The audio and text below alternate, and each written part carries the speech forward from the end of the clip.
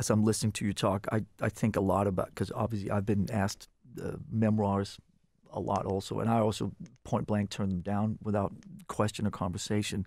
If you're going to write a book about your life, I believe that it has to be truthful. It's a losing situation. You can't write it truthfully without implicating people into things that they probably don't want to be implicated into. What are your thoughts on that? I do think that any nonfiction telling of a life that is truthful is also, if reflected on deeply, is also empathetic. That there is an understanding that one is going to invest in the description of things. We also have to know that we are all guilty of a little bit of false memory syndrome, that we have rewritten our narratives and others have rewritten theirs.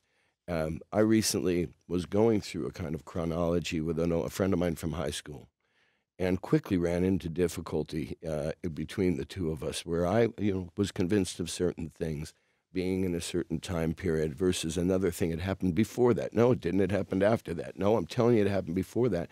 And then, these days you can go on, Safari on your telephone or whatever, and you Google something, you say, well, that's wrong. That's not right. That didn't. In either case, there was a movie. This goes to the heart of this to me. There was a movie that had been very touted, and it was made by somebody that I knew and liked. And I was excited to see it, but I was worried because I often felt alienated by what the common wisdom was on movies, and I felt that things were getting increasingly overrated or over-tanked, that were either the under-deserving or the over-deserving. And I went to see this movie, and I thought it was bloody awful. And I remember going out. My father was out in his house in Malibu. And I went out to see my father and mother, and I just was on a tear. And it's this crap. And these people, this whole country thinks this is a movie that went on to win an Academy Award.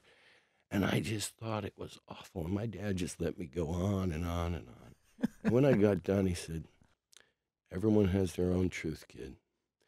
And I think, if somebody reflectively shares their own truth and is driven to do that, for me, if I would do it, I'd be 77 years old, and most anybody I'd talk to would be dead if I make it to that age. And and those that offer conflict in your life, they offered that conflict for a reason, and there's something empathetic in them about that. If we're really so, I think it depends on how one exercises their right to write a memoir.